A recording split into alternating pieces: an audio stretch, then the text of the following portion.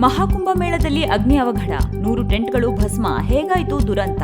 ಇತಿಹಾಸ ಪ್ರಸಿದ್ಧ ಪ್ರಯಾಗ್ರಾಜ್ನಲ್ಲಿ ನಡೆಯುತ್ತಿರುವ ಮಹಾಕುಂಭ ಮೇಳದಲ್ಲಿ 2 ಸಿಲಿಂಡರ್ಗಳು ಸ್ಫೋಟಗೊಂಡು ಭಾರೀ ಅಗ್ನಿ ಅವಘಡ ನಡೆದಿದೆ. ಯಾತ್ರಾರ್ಥಿಗಳು ಬೀಡು ಬಿಟ್ಟಿದ್ದ ಸೆಕ್ಟರ್ 19ರಲ್ಲಿ ಸಿಲಿಂಡರ್ ಸ್ಫೋಟಗೊಂಡ ಕಾರಣ ಈ ದುರಂತ ಸಂಭವಿಸಿದೆ. ಕೂಡಲೇ ಸ್ಥಳೀಯ ಅಧಿಕಾರಿಗಳು, ಪೊಲೀಸರು ಮತ್ತು ಅಗ್ನಿಶಾಮಕ ದಳದವರು ಬೆಂಕಿ ಕಾರ್ಯಾಚರಣೆ ಆರಂಭಿಸಿ ಪರಿಸ್ಥಿತಿಯನ್ನು ನಿಯಂತ್ರಿಸಿ ಯಶಸ್ವಿಯಾಗಿದ್ದಾರೆ. ಮಹಾಕುಂಭ ಮೇಳ ಸೆಕ್ಟರ್ 19ರ ಗೀತಾ ಪ್ರೆಸ್ ಟೆಂಟ್ನಲ್ಲಿ ಭಾನುವಾರ ಸಂಜೆ 4:30ರ ವೇಳೆಗೆ ಬೆಂಕಿ ಕಾಣಿಸಿಕೊಂಡಿದ್ದು, ಸಮೀಪದ ಟೆಂಟ್ಗಳಿಗೆ ಬೆಂಕಿ ವ್ಯಾಪಿಸಿದೆ. ಪೊಲೀಸರು ಮತ್ತು ಆಡಳಿತ ತಂಡಗಳು, ಅಗ್ನಿಶಾಮಕ ಸಿಬ್ಬಂದಿ ಹಾಗೂ ಎನ್ಡಿಆರ್ಎಫ್ ತಕ್ಷಣವೇ ದೌಡಾಯಿಸಿ ಬೆಂಕಿ ನಂದಿಸಿದ್ದಾರೆ.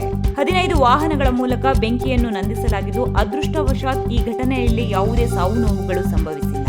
ಸಿಎಂ ಯೋಗಿ ಆದಿತ್ಯನಾಥ್ ಅವರು ಘಟನೆ ಬಗ್ಗೆ ಮಾಹಿತಿ ಪಡೆದು ಮುನ್ನೆಚ್ಚರಿಕೆ ಕಾಯ್ದುಕೊಳ್ಳುವಂತೆ ಅಧಿಕಾರಿಗಳಿಗೆ ಸೂಚನೆ ನೀಡಿದ್ದಾರೆ. ಇನ್ನು ಪ್ರಧಾನಿ ನರೇಂದ್ರ ಮೋದಿ ಅವರು ಸಿಎಂ ಯೋಗಿ ಆದಿತ್ಯನಾಥ್ಗೆ ಕರೆ ಮಾಡಿ ಘಟನೆ ಬಗ್ಗೆ ವಿವರ ಪಡೆದಿದ್ದಾರೆ. ಇದು 1 ಮಿನಿಟ್ ಪೊಲಿಟಿಕ್ಸ್.